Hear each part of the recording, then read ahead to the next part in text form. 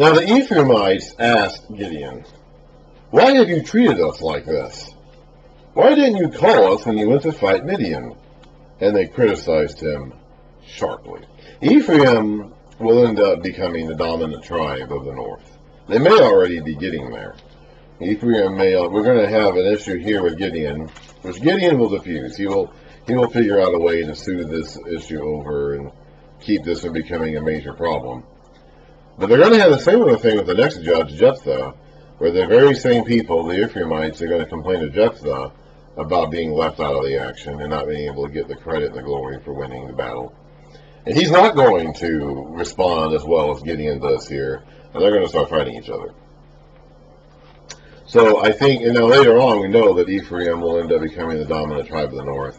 And I think you're already kind of seeing that play out here, where Ephraim is already kind of trying to nudge ahead of the others. You have to remember, Israel as a country doesn't exist at this time. All right, if you're looking for Israel in the archaeological records of this period of time, you're not going to find it because it doesn't exist. Israel at this time was just a series of families, a tribe, a loosely arranged tribal confederacy that happened to all live in this same area. And they're not particularly united with each other. They don't have a king. They don't have central leadership. Even these judges only judge certain parts of Israel at a time. So they don't have central leadership. They don't have a national unity. They can't agree on what God to follow, of course. We've been reading about that from the beginning. As the book of Judges goes on, more and more, we're going to be reading this line saying they had no king in those days. Everyone did whatever he wanted and what was right in his own eyes. So this is not a well-organized people, okay? And in the end, their family and tribal allegiances will trump their national allegiances. The men of Ephraim are going to be loyal primarily to each other and to Ephraim, more so than they will to Israel as a whole. And it's going to be that way for a while. I guess you could say in a certain manner of speaking, it always is that way. Even in their most united under David and Solomon, it's hard to say just exactly how united they were. They were always pretty fractured and splintered. But here in these days, there's no central leadership. There is no kingdom of Israel. It's basically just a bunch of people who all happen to descend from Jacob, living in the same area together. But they don't get along. They aren't necessarily fighting the same They aren't necessarily fighting for the same things against the same people. They don't necessarily have the same interests. They don't necessarily have the same gods even. They're supposed to, but they don't. We will actually have civil war amongst the Israelites later in the book of Judges. And here we are seeing a glimmer of that as the Ephraimites are expressing their grievances against Gideon. What they really want, they wanted the credit. In the end, what they wanted was the credit. They wanted to be able to say they had done this. And Gideon will figure out a way to pacify them and say, look, you got the credit. So let's read his answer, shall we? But he answered them, "What have I accomplished compared to you? Are the gleanings of Ephraim's grapes better than the full grape harvest of Abiezer?" That's his family, his clan. "God gave Oreb and Zeb, the Midianite leaders, into your hands. What was I able to do compared to you?" At this, their resentment against him subsided. So he has avoided civil war, for now. Gideon and his 300 men, exhausted, yet keeping up the pursuit, came to the Jordan and crossed it. So now they're on the east side of the river. They're in the territory of East Manasseh and Reuben and Gad. He said to the men of Succoth, "Give my troops some bread. They are worn out, and I am still pursuing Zebah and Zalmunna, the kings of Midian." I do not know if Gideon has an instruction from God to continue this pursuit or not. We will find out at the end of this section why he's doing this. And he's doing it for personal reasons. We don't know if he's doing it for the Lord. We haven't really read about the Lord since he first started the fighting. He first gave Gideon the clearance to go start the fighting. So I don't know. I'm not going to say he doesn't. I can't say that for certain because the text doesn't say that. But the text doesn't also say that he did either. So I don't know. We will find out why he's doing this later. And it's not because the Lord told him to. Maybe the Lord did tell him to, and he's doing it, and it just happens to have a personal reason to. I'm not sure. But the officials of Succoth said, "Do you already have the hands of Zeba and Zalmunna in your possession? Why should we give bread to your troops?" They don't want anything to do with this. Apparently the Midianites are not bothering them. When they were coming into the land, apparently for these yearly raids, apparently they were not bothering the tribes across the Jordan. They don't see this as their problem, presumably.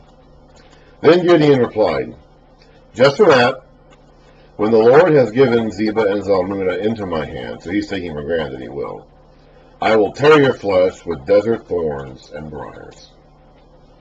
Doesn't sound good. From there he went up to Peniel and made the same request of them. But they answered as the men of Succoth had. So he said to the men of Peniel, "When I return in triumph, I will tear down your tower." Now Zeba and Zalmunna were in Karkor with a force of about 15,000 men, all that were left of the armies of the eastern peoples. 120,000 swordsmen had fallen. Gideon went up by the route of the nomads, east of Noba, and Jokbaha, and fell upon the unsuspecting army. The route of the nomads is actually a term. It's a road. Okay, that's the way they traveled. So he's going along a road here, basically. And fell upon the unsuspecting army. So he found out where they were and he chased them. Zeba and Zalmunna, the two kings of Midian, fled. But he pursued them and captured them, routing their entire army. I'm guessing the Lord is still with him to do this. He's still only got his 300, and he's fighting an army of 15,000. That would still be difficult to do. If he had his army of 32,000, he could probably take an army of 15,000, as long as these 15,000 weren't noticeably better in equipment or training. But with an army of 300, it's going to be tough. So I guess the Lord was still with him to do this. Although it doesn't actually say that. Gideon, son of Joab, then returned from the battle by the pass of Heres.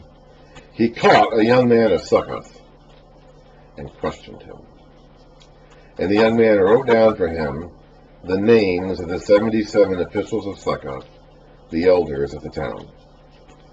Then Gideon came and said to the men of Succoth, "Here are Zeba and Zalmunna, about whom you taunted me by saying, 'Do you already have the hands of Zeba and Zalmunna in your possession?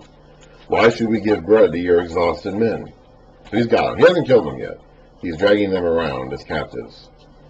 He took the elders of the town and taught the men of Succoth a lesson by punishing them with desert thorns and briars. I don't know what that means, but it doesn't sound good. It doesn't sound pleasant to be punished with thorns and briars. He also pulled down the tower of Peniel and killed the men of the town. Now, I don't believe he has jurisdiction from the Lord to do this. He may have had permission from the Lord to continue the fight against Midian and pursue these kings. He may have. I don't know. It doesn't actually say that, but it doesn't say he didn't. And the fact that they were able to win the battle against 15,000 despite still only having 300 might indicate the Lord was still with them. But I have a hard time believing the Lord sanctioned this. This is a personal campaign of revenge here. He was insulted and affronted by these men, and I think he's just taking it out on them. I don't think he has the Lord's permission to do that. Then he asked Zeba and Zalmunna, so they're still alive at this moment, "What kind of men did you kill at Tabor?" "Men like you," they answered. Each one with the bearing of a prince. Maybe they're trying to flatter him, hoping he might spare their lives. Gideon replied, Those were my brothers, the sons of my own mother. As surely as the Lord lives, if you had spared their lives, I would not kill you now. So he's pursuing them mainly for his own personal vengeance. Now he is, and I don't know, I mean, we learn about the idea of the family avenger. Okay, the redeemer, the redeemer of blood, the avenger of blood. There is this concept of if your family member is killed, murdered, that you then are obligated to kill the murderer. Like it's required. Like it wasn't even, like this isn't vigilanteism, this isn't vigilante, but they didn't really have a criminal justice system. They didn't have prisons. If you committed murder, if you let me say it this way. If someone murdered a family member, let me say it this way. When someone got murdered, and it was a case of murder, not manslaughter, but murder, it was required of the person in the family who was the avenger to then kill the murderer. Like that was required. That had to be done. We read before about the idea, even all the way back in Genesis 9, after, or is it 8? After the flood. I think it's Genesis 9. Way, way back here.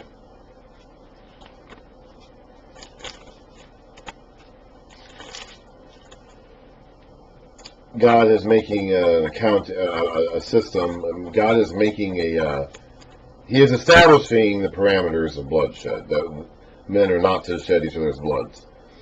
He says, Genesis 9, he's talking to Noah, he's giving a new covenant with mankind after the flood. For your lifeblood, this is chapter 9, verse 5, for your lifeblood I will surely demand an accounting. I will demand an accounting from every animal, and from each man too, I will demand an accounting for the life of his fellow man. Whoever sheds the blood of man, by man shall his blood be shed. For in the image of God has God made man.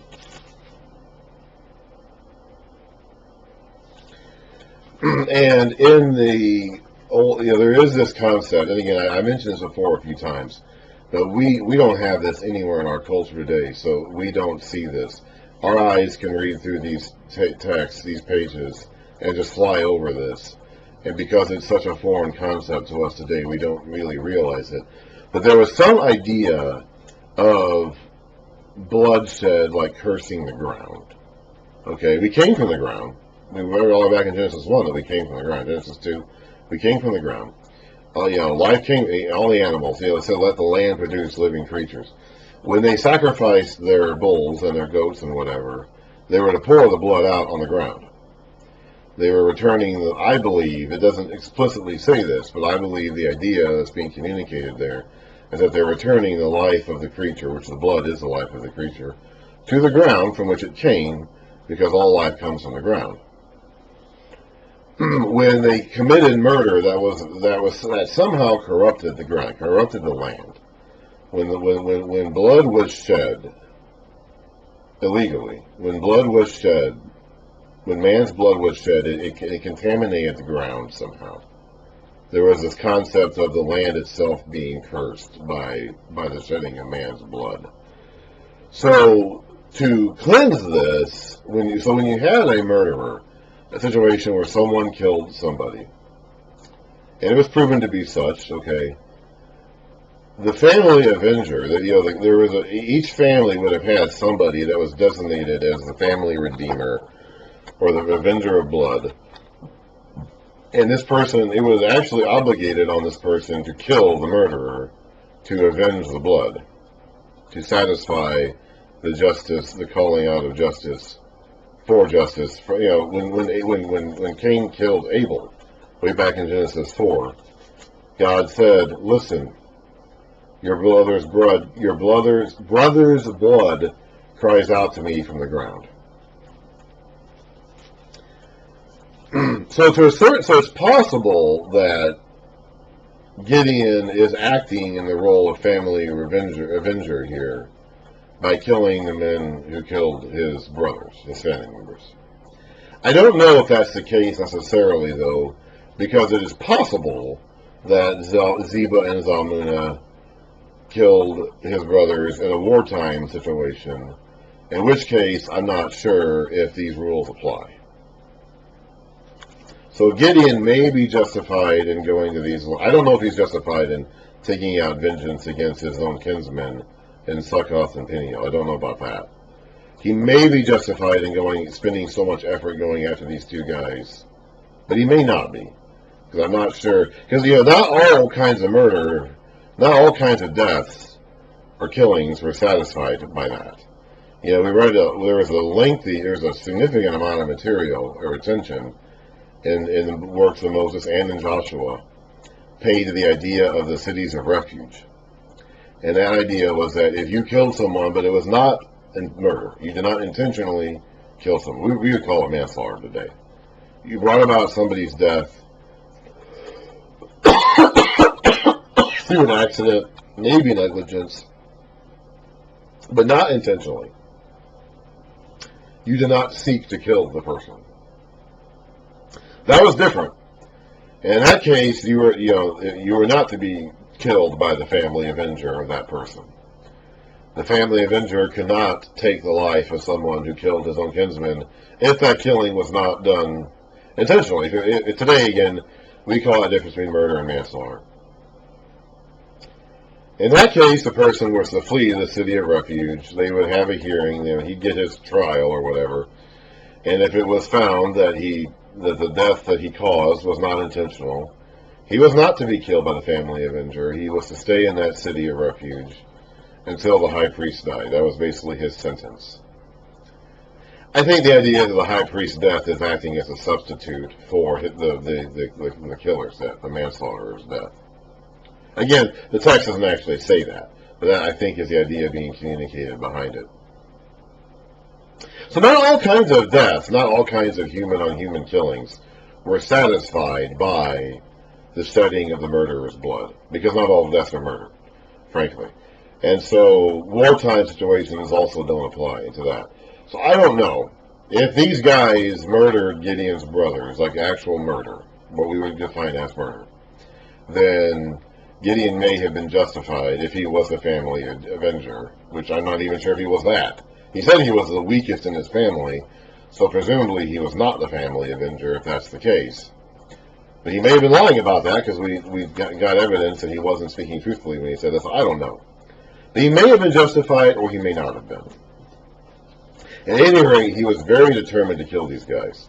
He was very determined to pursue them and kill them for revenge. Whether that was justified revenge or not, I think it's probably unlikely, but I can't say that for certain. At any rate, he is, I think, not covering himself in glory here by being so determined to carry out his revenge on these guys, to the point where he's willing to abuse and beat up and even kill his own fellow Israelites because they didn't help him on his quest for revenge, which may or may not have been sanctioned from God in the first place. So Gideon, to me, is slipping down a slope here. Gideon replied, those are my brothers, the sons of my own mother. As surely as the Lord lives, if you had spared their lives, I would not kill you. Turning to Jether, his oldest son, he said, kill them! But Jether did not draw his sword, because he was only a boy and was afraid. He was the oldest son, and I guess he was old enough to have a sword, but he was only a boy, so he wasn't up to the task of killing somebody. Zebah and Zalmunna said, come, do it yourself. As is the man, so is his strength. So Gideon stepped forward and killed them, and took the ornaments off their camels' necks.